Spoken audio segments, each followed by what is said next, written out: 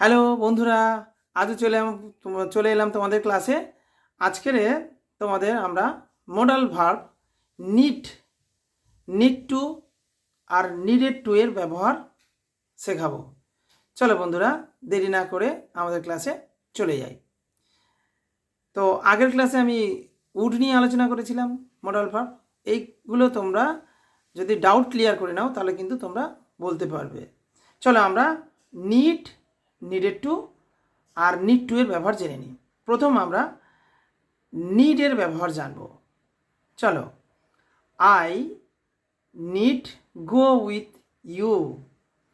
I need go with you. আমার তোমার সঙ্গে যাওয়া প্রয়োজন।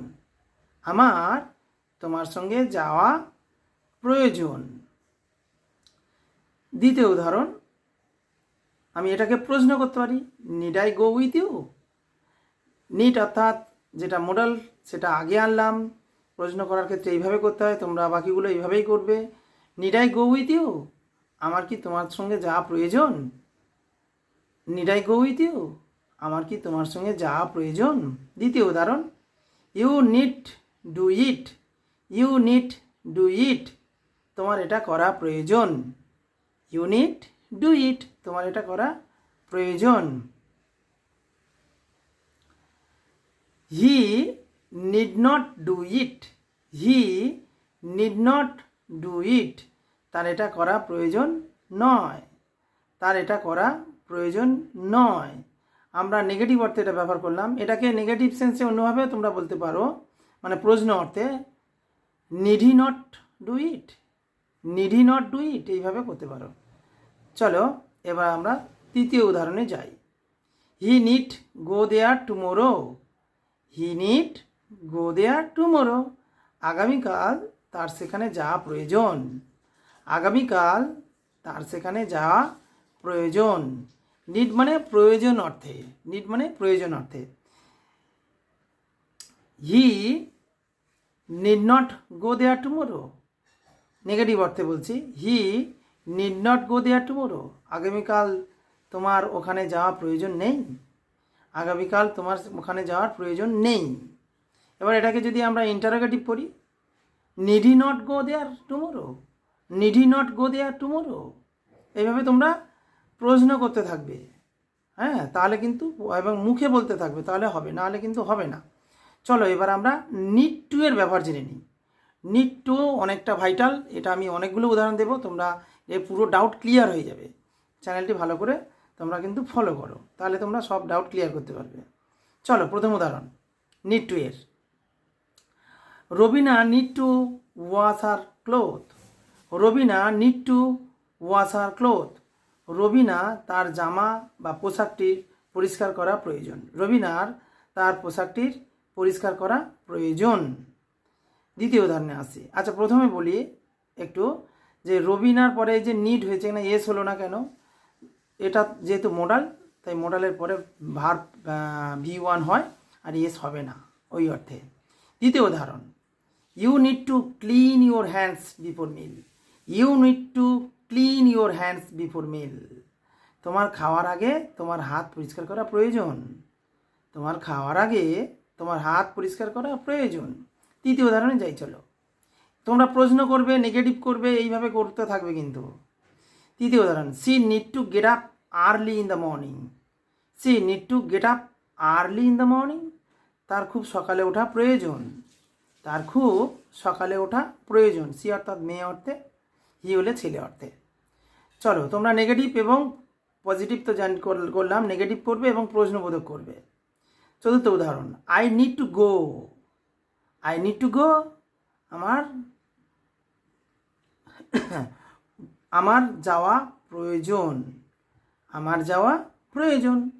চলো পঞ্চম উদাহরণে, the dresses need to be cleaned. এটা প্যাসিভ সেন্সে। The dresses need to be cleaned, পোশাকগুলো পরিষ্কার করা প্রয়োজন। The dresses need to be clean, এখানে নিড টু এটা হচ্ছে মডেল, তারপর বি যেহেতু মানে প্যাসিভ করছি সেই জন্য বি আসবে, আর ভার্বের থার্ড ফর্ম আসবে, এই জন্য ক্লিন থেকে ক্লিনড হয়েছে, এটা বুঝতে পারছো।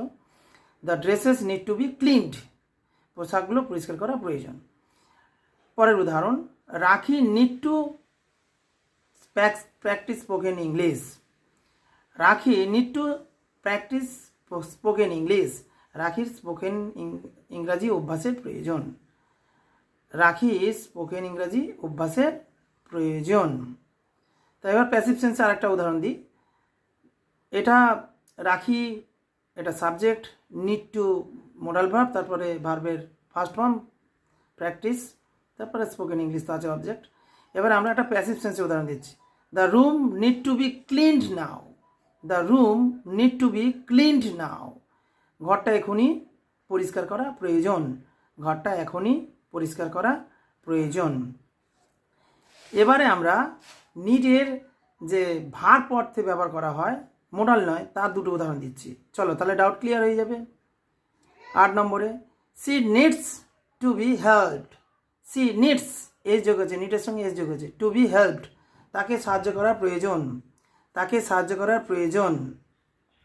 হি needs to become fluent in English, he needs to become fluent in English, তাকে ইংরেজিতে সাবলীল হতে হবে বা প্রয়োজন, তাকে ইংরেজিতে সাবলীল হতে হবে বা প্রয়োজন। এখানে নিডস যেটা হয়েছে, সি বা হি এটা থার্ড পারসন সিঙ্গুলার নাম্বার, সেই জন্য ভার্বের গায়ে এস যোগ হয়েছে, নিডটা এখানে ভার্ব হিসেবে ব্যবহৃত হয়েছে। ডাউট তাহলে ক্লিয়ার হয়ে গেল। চলো এবার আমরা কি করব, প্রশ্ন অর্থে দুটো তিনটে উদাহরণ করে জেনে নিই। Why I need to do this, why I need to do this, আমি এটা করব কেন, বা আমার এটা করা প্রয়োজন কেন। Why I need to learn spoken English, why I need to learn spoken English, আমার স্পোকেন ইংরাজি শেখা প্রয়োজন কেন, আমার স্পোকেন ইংলিশ শেখা প্রয়োজন কেন বা শিখব কেন। Why we need to meet with a doctor, why. তৃতীয় উদাহরণে আসি। Why we need to meet with a doctor, কেন আমাদের ডাক্তারের সঙ্গে দেখা করা প্রয়োজন, বা কেন আমরা একজন ডাক্তারের সঙ্গে দেখা করব বা দেখা করা দরকার। চলো এবার নিডেড টু অর্থে, নিডেড টু অর্থে অর্থাৎ অতীতের অর্থে প্রয়োজন ছিল বা দরকার ছিল এরকম অর্থে। 1 নম্বর উদাহরণ, the dishes needed to be cleaned, এটা প্যাসিভ সেন্সে।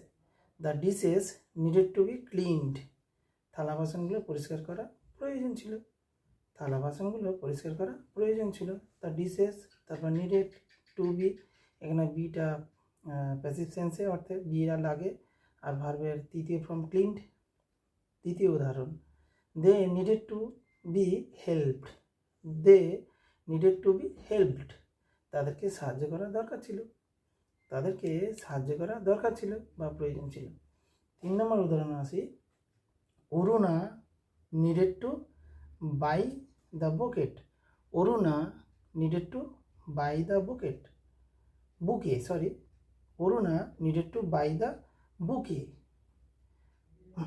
অরুণার ফুলের তোড়াটা কেনা প্রয়োজন ছিল, অরুণার ফুলের তোড়াটা কেনা প্রয়োজন ছিল বা দরকার ছিল, এটা হবে বুকে উচ্চারণটা।